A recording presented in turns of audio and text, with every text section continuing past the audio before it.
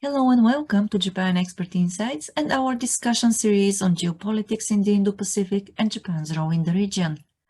Every second Monday, Dr. Stephen Nagy, Senior Associate Professor at the Department of Politics and International Studies at the International Christian University in Tokyo, and host Maya Matsuoka host a discussion on the latest developments, new challenges, and shifts in the geopolitics of the Indo-Pacific region. In this podcast, we welcome comments, questions, and opinions, so if you haven't done so yet, join us next time. In the meantime, you can find us at japanexpertinsights.com and our YouTube channel, where we upload audio episodes on the Japanese politics, business insights, and the Japan's role in the Indo-Pacific region. Good evening or good morning to all of you who have joined us, depending on which part of the world you are. Thank you for joining us. Today, once again, we've got Professor Stephen Nagy. You know him from our previous sessions here. We have been having the sessions on geopolitics in the Indo-Pacific for about 10 months now. And Professor Stephen Nagy is Associate Professor in the Department of Politics and International Studies at the International Christian University in Tokyo. Today's topic is Canada, Australia, and Japan cooperation in the free and open Indo-Pacific. There is a lot to talk about. Of course, there are a lot of events happening throughout the world too. I don't know how much or how many of them we'll be talking about today as regards the topic of the room. However, thank you very much again, Stephen, for preparing for this room, because I believe that some of the people here know you are in Melbourne now, and you're tuning in from there. So without any further delay, let's start the briefing, and after that open the room for discussion. All right, thanks, Maya. It's a pleasure to be back again. I'm always happy to talk about Indo-Pacific issues in this Japan Expert Insights room, and thank you for hosting, and thank you very much for all our members joining in. Yes, I'm speaking from Melbourne today, and I just finished up an event at La Trobe University speaking about Japan-Australia cooperation in the Indo-Pacific. So today, I'd like to just focus on these are middle powers, but I'd like to focus on what are some of the areas that these countries are cooperating in the Indo-Pacific, and what are some of the rationale behind it, and where can we see the cooperation expanding to. So that's the kind of three themes that I'd like to focus on tonight, and I think they're important because they give us a sense that when Canada, Australia, and Japan are engaging within the region, they're really thinking about engagement in a comprehensive level, and it's not merely through the lens of security. Rather, they're thinking about engaging in the region broadly so that they can maximize benefits, and they can also engage in risk mitigation. And these are classic concepts in hedging strategies, if you're familiar with some of these. So I think we can make some broad categories where these three countries are engaged in the middle in this region in terms of cooperation. One of the important areas is trade. And when we look at countries like Australia and Japan, what's fascinating is that in both countries, the unfavorable ratings of China in both countries are very, very high. But both countries are committed to engaging in trade with the rising power of China. And we see this in the participation in the Regional Comprehensive Economic Partnership.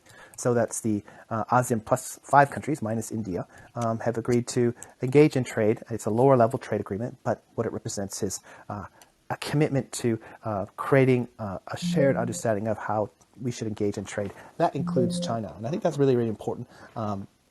Point is that these countries are thinking about how they can continue to deepen their relationships at many levels, and one of them is trade. At the same time, we see Australia and Japan and Canada part of what's called the Comprehensive Progressive Trans-Pacific Partnership. And I'll just say TPP-11, just for short, but this is a more exclusive agreement that focuses on intellectual property rights.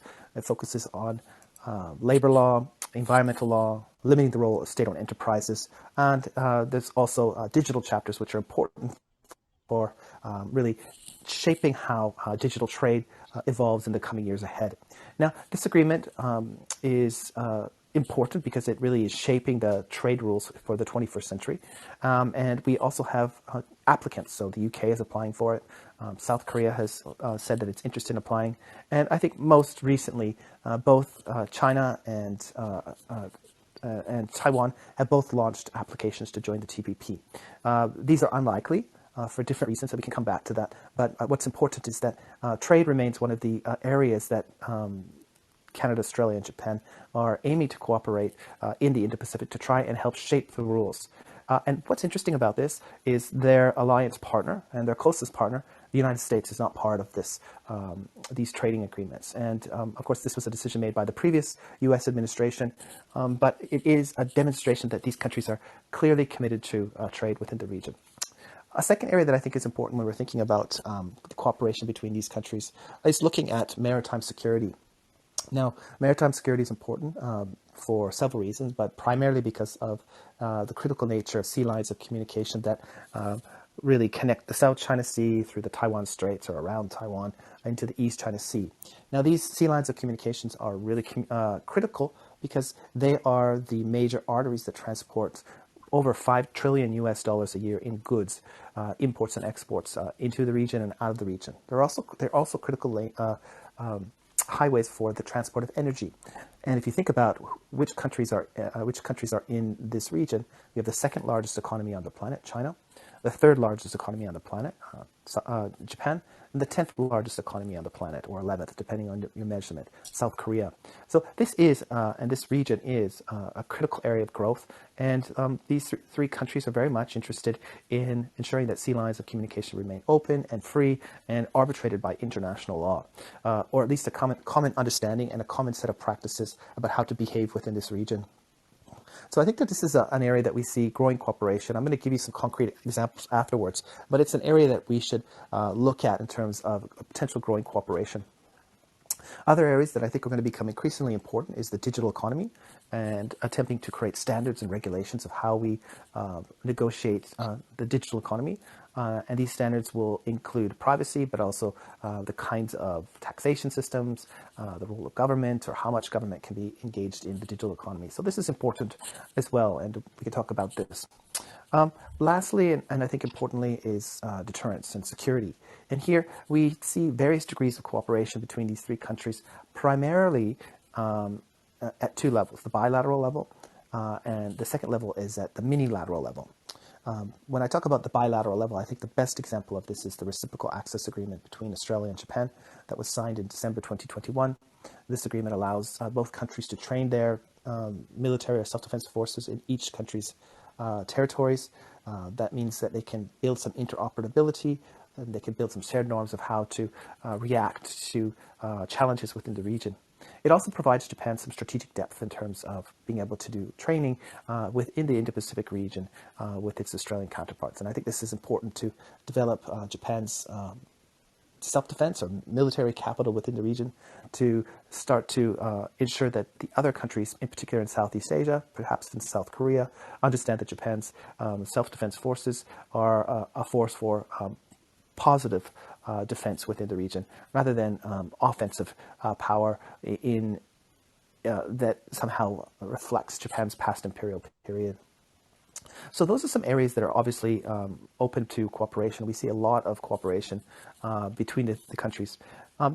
Aside from the bilateral form of cooperation that I think exists between Japan and Australia through the Reciprocal Access Agreement, we also have cooperation within the Quad, the Quadrilateral Security Dialogue. And here we've seen Canada plug into the Quadrilateral Security Dialogue exercises in January 2021, which were called the Sea Dragon 21 exercises. And we've seen, and this is a demonstration that Canada can work within the quadrilateral format to provide some public goods in the form of maritime security. So I think that these are really important areas for us to understand how these countries are thinking about cooperating within the region. What's important about it is that they are not just thinking about Indo-Pacific cooperation in terms of concrete or traditional security, but also through building institutions in the area of trade, in the area of the digital economy, and providing public services. Now, the question is why are they doing this? And I think an important way for us to understand why they're engaging in the Indo-Pacific and these forms of cooperation is very much about building institutions in the region that can deal with some of the challenges within the region. COVID-19 pandemic is a good example, but also piracy, climate change, that are important areas to find avenues to cooperate. But I think it's also important for us to be thinking about how to build institutions and rules to solve the problems of the future within this region. And some of those challenges are going to be territorial issues in the South China Sea, East China Sea, and across the Taiwan Straits or in the Himalayan Plateau. But they're also going to be how to build more integrated economies that are transparent, rules-based, and binding, and how to manage the standards associated with the digital economy. These are very important areas to cooperate in the fact that whoever sets the rules is likely going to benefit the most in terms of accruing benefits from being the rule setter rather than the rule follower. And here we see a growing momentum on the Chinese side to be one of the rule setters rather than the rule followers. And this is particularly true in the digital economy. So if you spend any time in China or BRI countries, the Belt Road Initiative countries, you'll notice that how widespread China's digital platforms are within these countries. And the benefits, of course, is that you can transfer money quickly, easily, have instant access to more than 1.5 billion consumers. But there are some disadvantages, and that's that the standards are set by Beijing, and there is a very different relationship between the central government in China and its people than in BRI recipient countries. And this may create challenges in terms of privacy, in terms of an unfair marketplace for trade in the digital environment, and potentially leave participating countries open up to cyber challenges when political differences arise. So I think that this is a really interesting area and space for us to be looking at, and that we should look at cooperation by countries like Japan, Australia, and Canada in the Indo-Pacific through this lens of trying to contribute to standard making across the board so that they can be setting the table and making the menu rather than being on the menu when talking about the digital environment. So I think a really good example of the trajectory, of course, is the reciprocal access agreement between Japan and Australia. Now, this is significantly placed in the trajectory of the Australian-Japan relations, the direction they would like to go in terms of fostering cooperation, the depth that they would like to engage in cooperation, and it really is looking at the security domain in terms of the maritime security environment. And we're going to see more cooperation between these two states. And we're likely going to see new reciprocal access agreements between Japan and other countries, European countries, in the years to come, because they understand that Japan is the most reliable partner within the region. But Japan understands the critical need to bring in more cooperative partners within the region. Now, Japan has not only worked with Australia. What we saw in May 2021 is that the Canadians and the Japanese came together with a 6-point shared vision of the Indo-Pacific. And what was interesting about this shared statement is that they focused on peacekeeping activities, they focused on rule of law, they focused on providing public goods to the region, they focused on ensuring that maritime commerce and those sea lanes of communication remain arbitrated by international law. So Japan is interesting in that it's engaging in the Indo-Pacific region through hard security, of course, with the U.S.-Japan alliance, but building a whole bunch of different kinds of flexible partnerships. And those flexible partnerships are meant to increase the number of stakeholders within the region and ensure that what happens to Japan will also have repercussions for those partners. Now, this is not the same as entrapment, or where countries try to lure other countries into the region to deal with their security issues. I think from Japan's point of view is that the more stakeholders that are in the region, the more that stakeholders understand the importance of sea lines of communication or revisionist powers within the region, that they're going to want to invest in the region, invest in its institution building, invest in protecting and buttressing international law, ensuring that the South China Sea remains relatively demilitarized, and I say relatively demilitarized because it's one of the most militarized areas of the planet. So these middle powers are thinking about how they can cooperate at various different levels of cooperation in various spheres. And I think that's a really important, take home from my initial opening remarks, is that these three countries are looking at the Indo-Pacific region not merely through the traditional lens of traditional security, but they're looking at how they can enhance their embeddedness in the Indo-Pacific region so that they can build stronger institutions that are more transparent, more rules-based, that that lead to a critical mass of behavior that is meant to pull China in a more positive direction. Whether it'll be successful or not, I think it will depend on the area of focus that they would like to dwell on, but it will also focus on if they have a partner in Washington and a strong partner in the European Union. The reality is that more partners are needed to create that critical mass to pull China in a different direction. Middle powers like Canada, Australia, and Japan can do a lot, but ultimately they have to get buy-in from bigger countries like the United States or bigger unions like the EU. And they need to bring their significant resources to the region, which includes economic, diplomatic, and even security resources to the region to build more stability. So that's just a few open remarks to talk about, again, Canada, Australia, and Japan cooperation in Indo-Pacific. Just to review, I think the economic area is really critical. The digital economy is very critical. Maritime security is very critical. And institution building is very, very critical to really promote peace and stability within the region. And I'll stop there and open up the floor to Q&A and comments and dialogue from everybody on the call. Yes, thank you, Stephen. Han, we've got you here on stage, so if you are ready with a comment or an observation, please let me know. We also have a couple of questions which I received before the room started on LinkedIn. Wow. Yes. Okay, can you hear me? Yes. Sure can. Okay, thank you. Yeah. Hi, Stephen. Hi, Maya. So, yeah, I just listened to Stephen talk this morning, this afternoon, I think in Melbourne, right, on Australia-Japan cooperation in the Pacific. And this is just my observation about one particular area of cooperation, so the digital economy. I'm currently living in Vietnam, and Vietnam is currently experiencing like a boom in e-commerce and e-finance. And one thing I noticed that there is pretty much an absence of like major like cooperation in digital e-commerce from the West, like from the United States and other European countries, or from Japan, or from Australia. The whole market is dominated by Southeast Asian homegrown company, and behind them a lot of like investment from Chinese tech company. It's not just about like normal trade e-commerce, but it also have an aspect about infrastructure. This is something I also noticed. Like whenever I need to buy, like let's say a Chinese product from a Chinese seller, the cost of shipping from Shenzhen in China to Hanoi is actually cheaper than the shipping cost just within Hanoi itself. And I personally think that it was really it was a small detail, but it was really like a very kind of powerful evidence of like how the kind of economic influence in China have, especially in the digital economy and e-commerce over Southeast Asia. And I was wondering like how middle power like Japan and Australia, and to some extent the United States, what are they going to do in order to kind of like establish like a present there in the digital economy in Southeast Asia.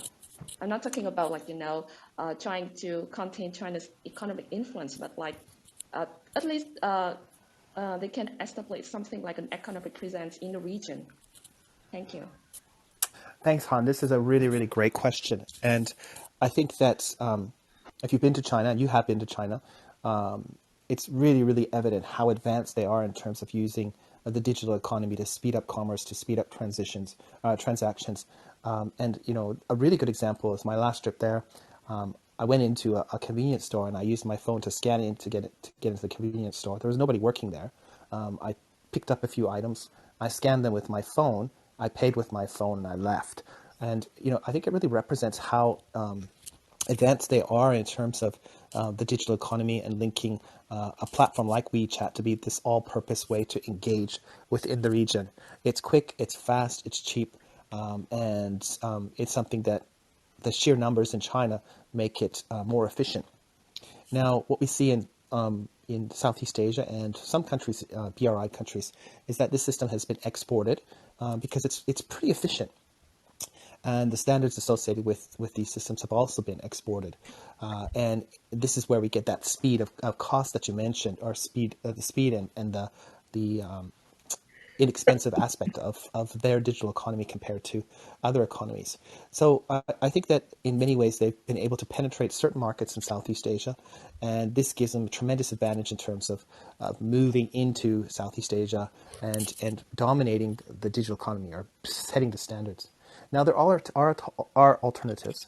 The Koreans have the Kakao system, and it's similar to the Japanese version of Line. Japan has the Line system, which now has a lot of different options for digital payment, but they've come late to the game in many ways. So they're going to need to compete with the Chinese system by, highlighting why their system may be better, and that it may be better because of privacy, it may be better because of function, it may be better for other reasons.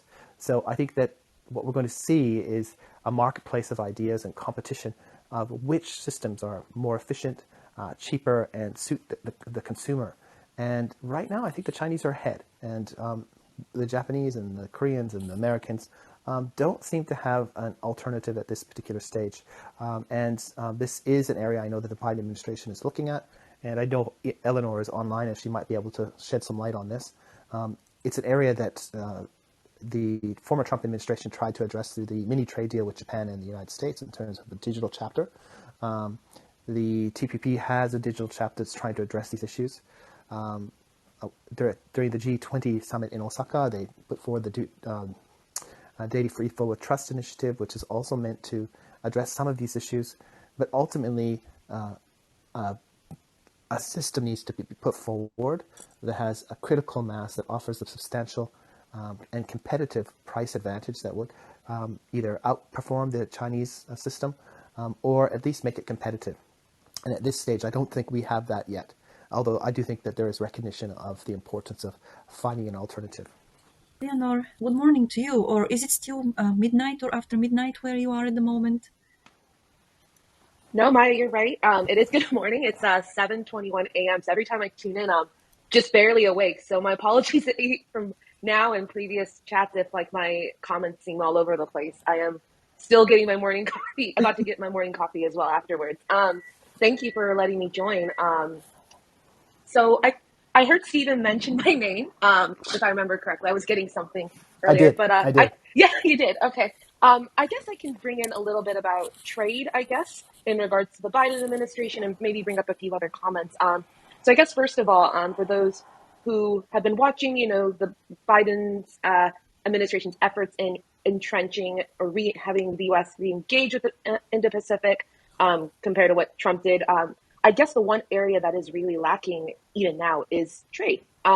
Because I do know when the Trump administration was in office, one of the very first things he did was withdraw from in Japan, TPP-11, or what we call CPTPP here in Washington mostly. And even now, Biden has basically continued that trend. And I think countries like Japan, perhaps Australia, though I don't know as much about Australia, to be frank, are not happy about it. They are hungry for U.S. presence from a trade standpoint in the Indo-Pacific region.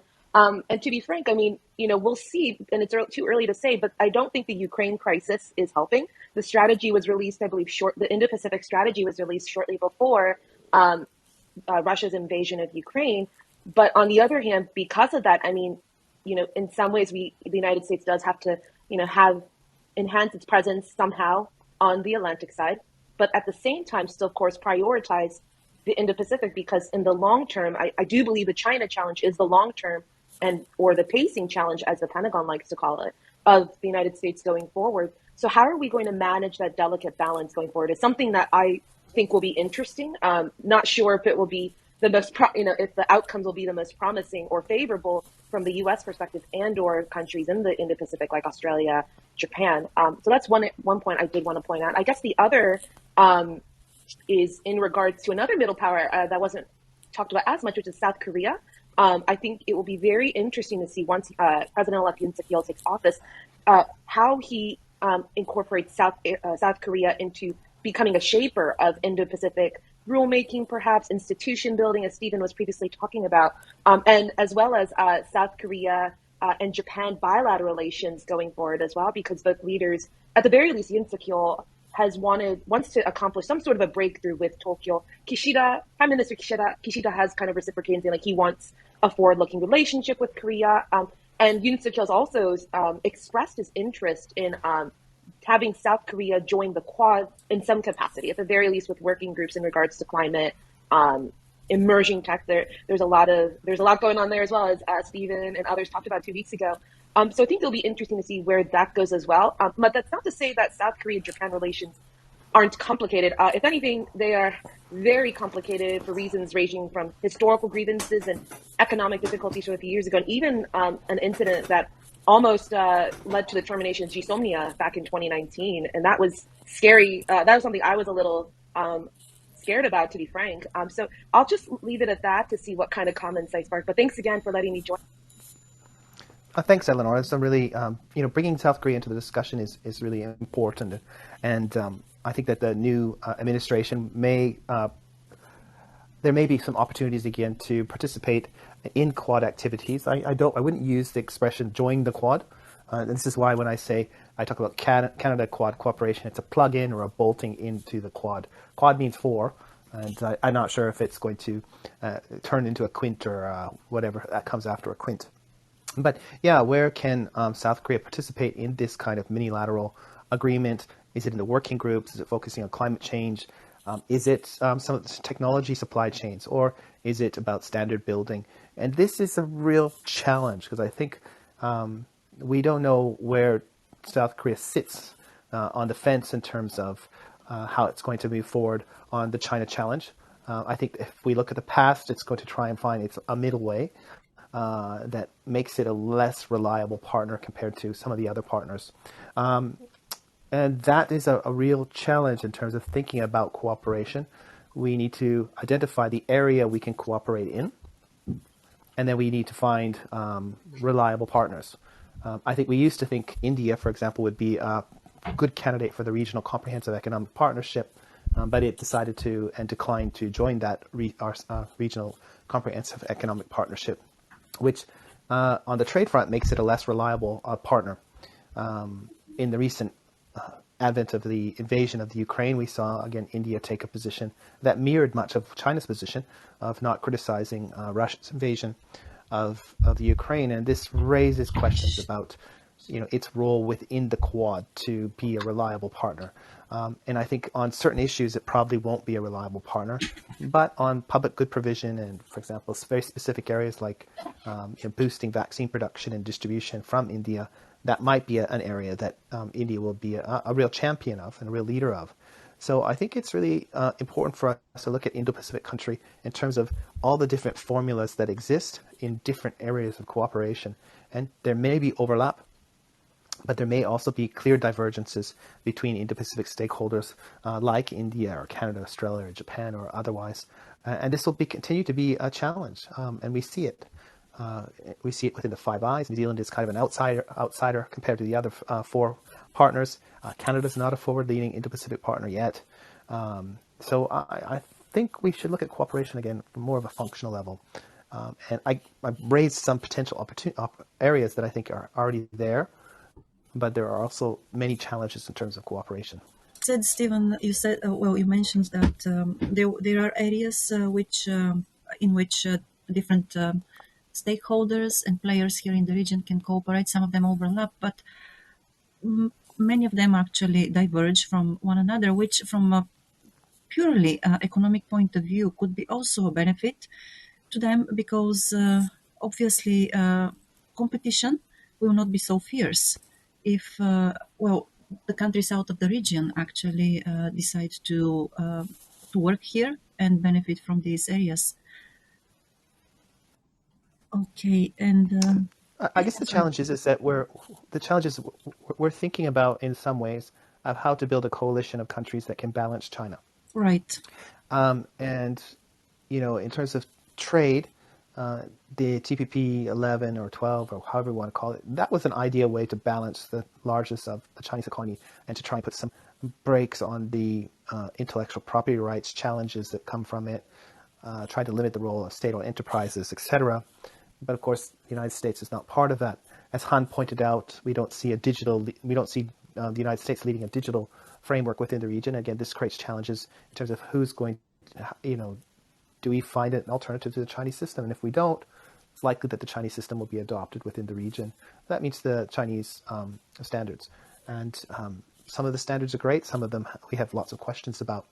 So I think it's really important for us to, when we're thinking about cooperation within the region, and we can use these three countries, Canada, Australia, Japan, as a good example. As middle powers trying to build cooperation within the region, we really need to look at the areas that they can cooperate in and the rationale for that cooperation and how they can continue to build it through existing institutions, but also, maybe building new institutions to, meet the convergence of their national interests.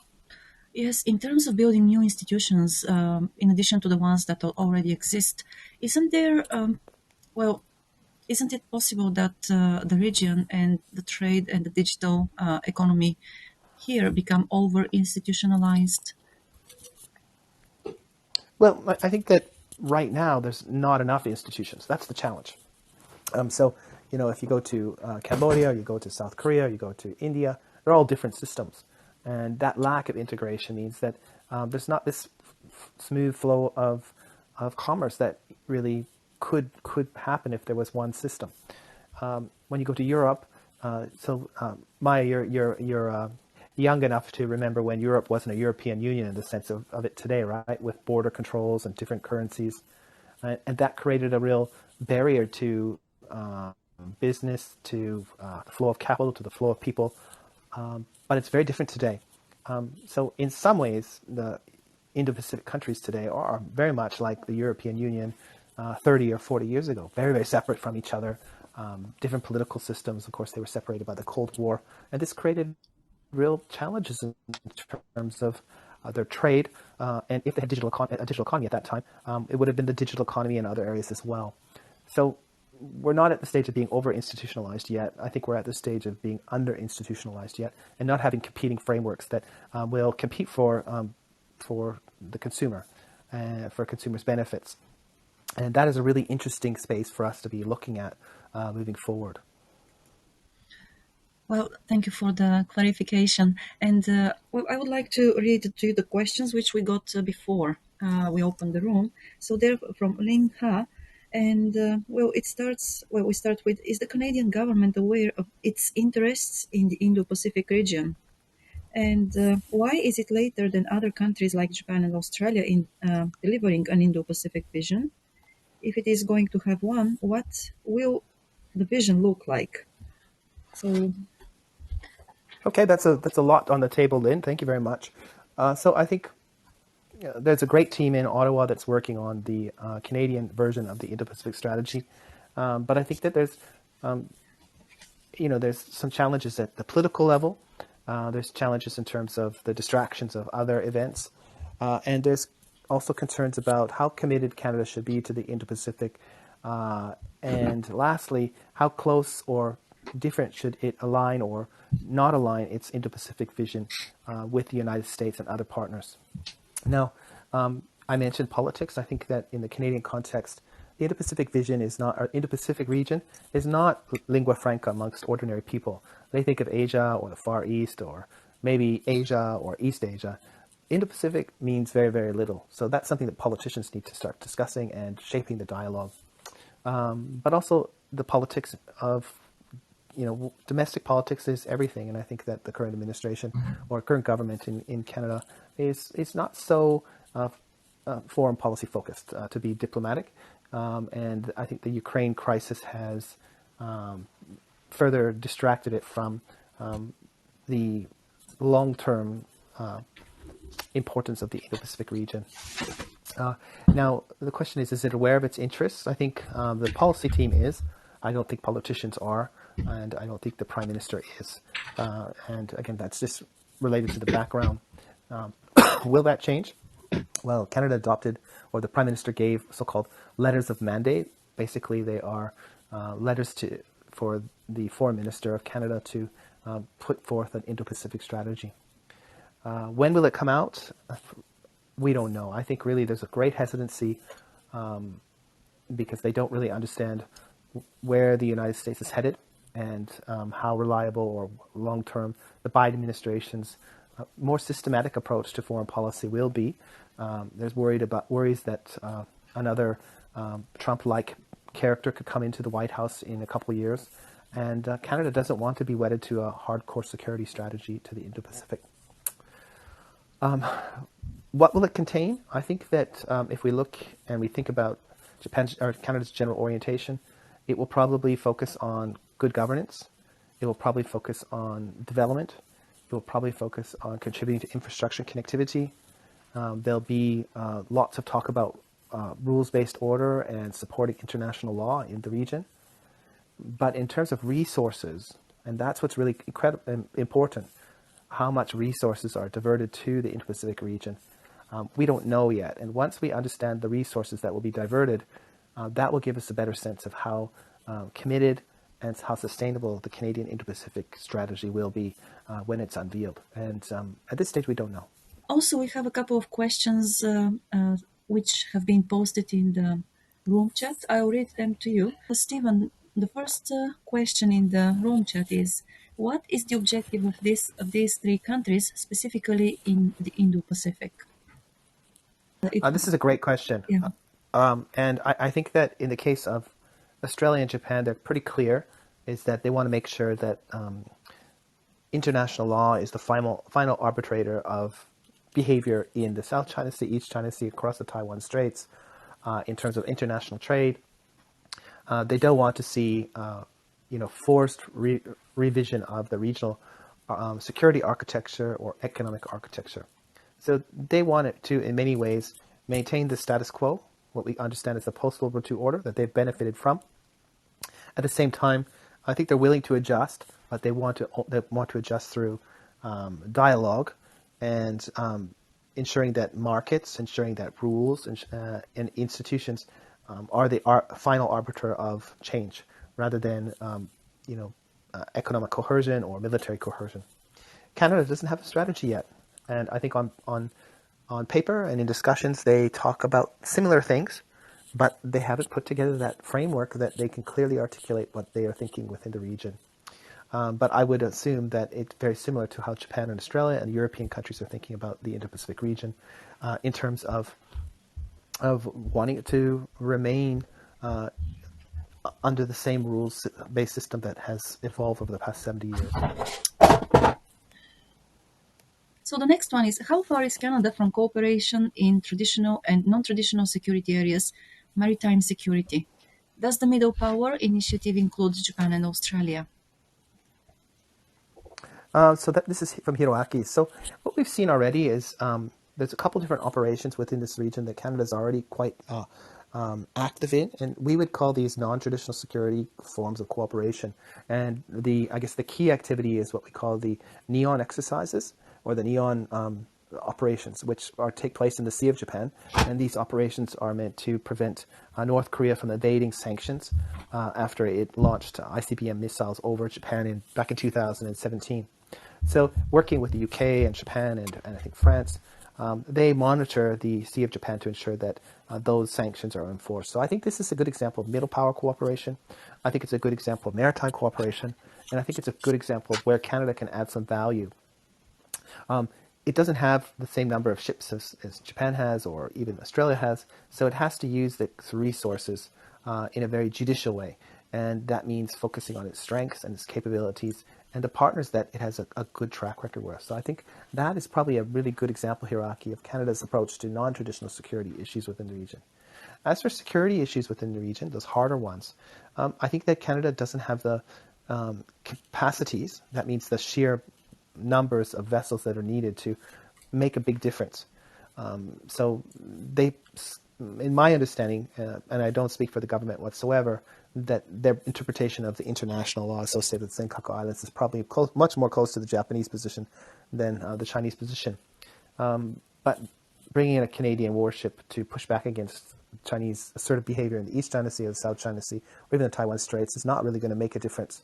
From the Canadian standpoint, the better approach is probably to use its diplomatic resources, perhaps economic resources, perhaps some of its roles in multilateral organizations to create consensus to provide security to and deterrence to for countries like Japan or South Korea against countries like North Korea or China.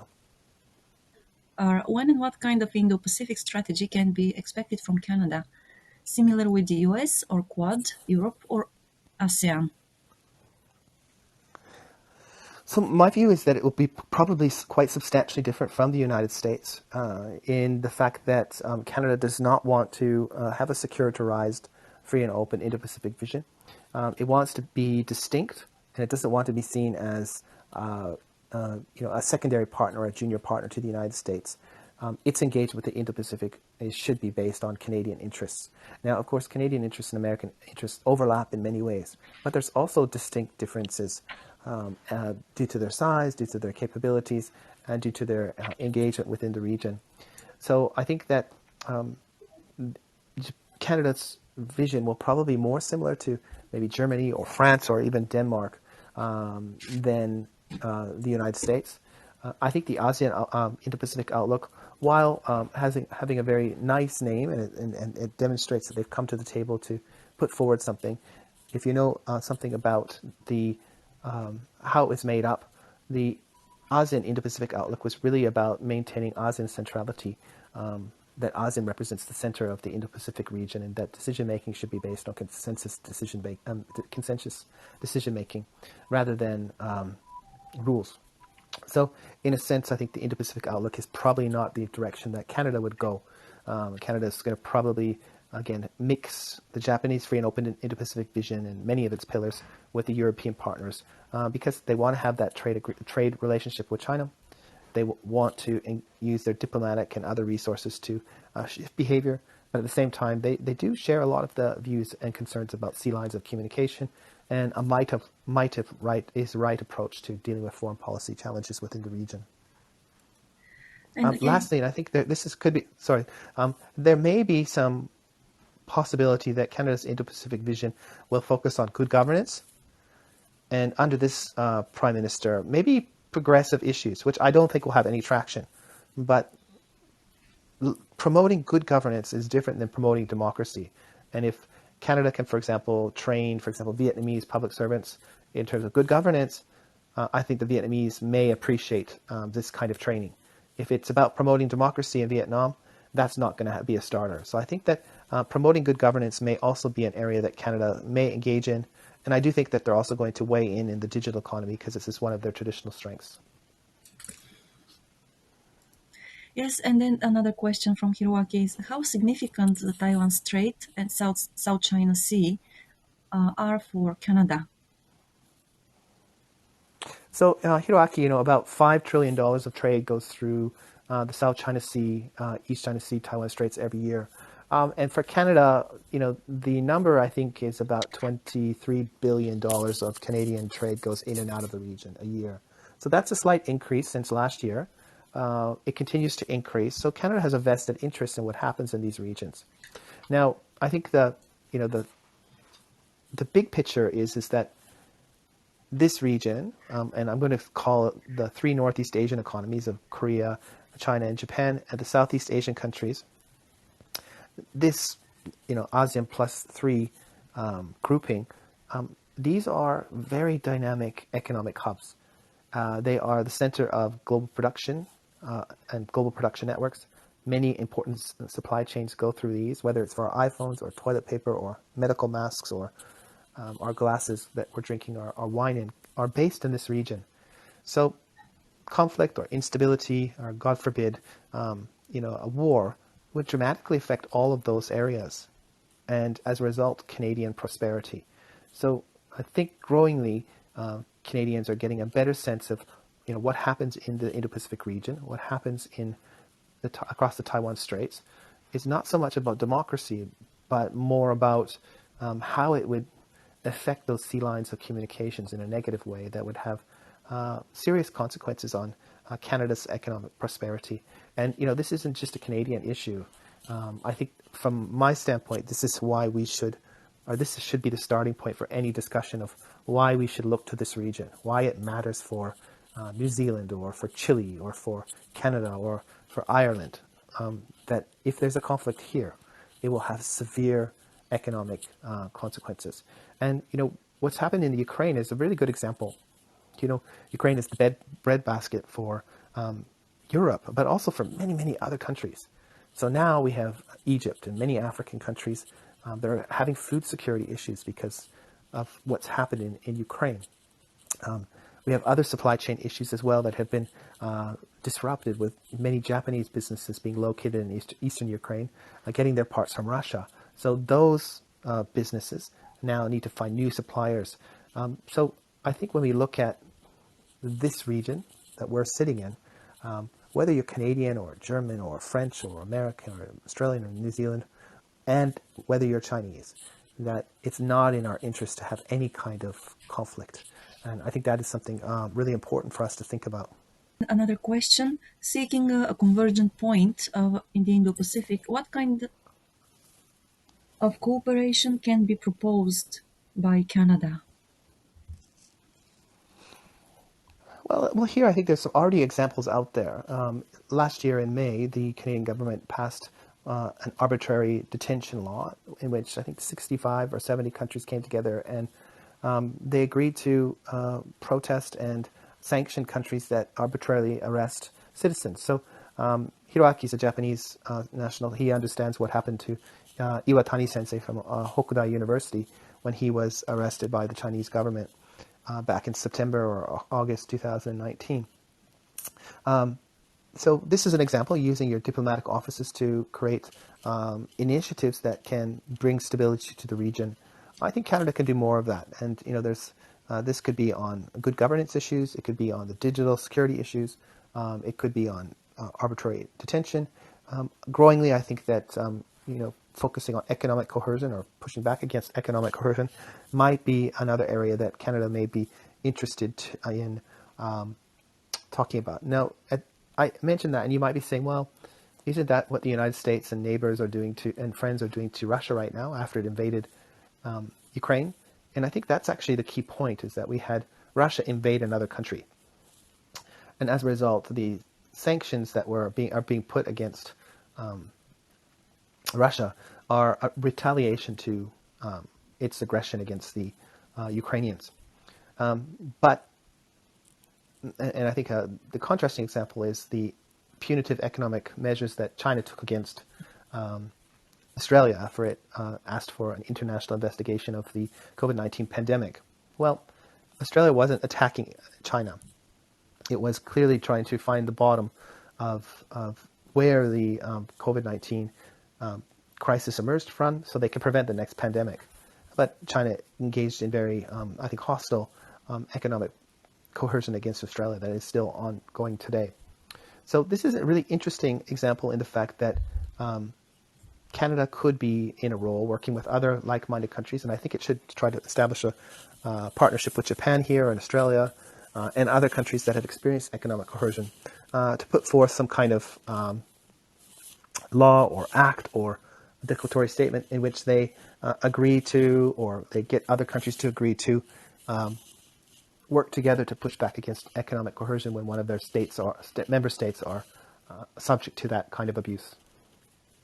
This is Japan Expert Insights and Geopolitics in the Indo-Pacific room with Professor Stephen Nagy. We have these discussions every 2 weeks. The next discussion will be in 2 weeks on the 18th of April, and we'll be talking about the need for a rule-based order in the Indo-Pacific. So, Stephen, a few words in conclusion before we say goodbye to everybody today. So thanks very much, everyone. I think this is very much a moving target, looking at cooperation in the Indo-Pacific.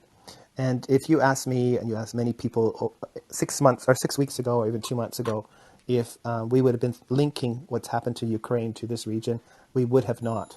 And I think that really represents the wild cards that are on the plate in terms of thinking about cooperation and the areas that we need to focus on in terms of building stability and institutions within the region.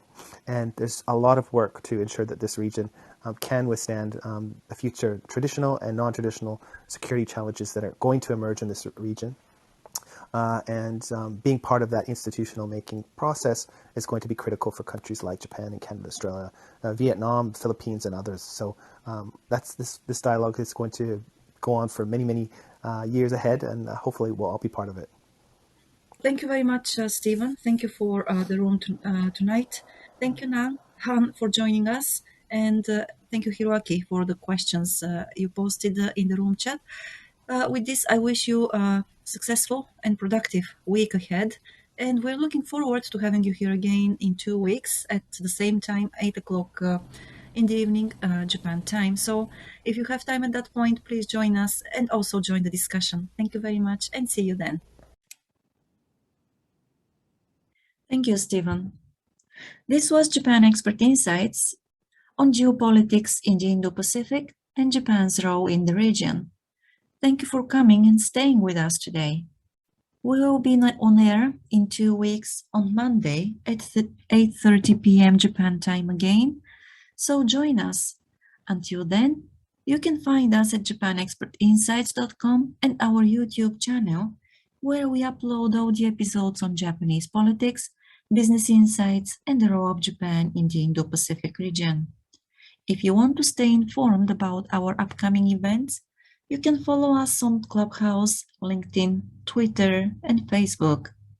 Again, we are looking forward to your joining us next week. Until then, stay well and make every day count. See you.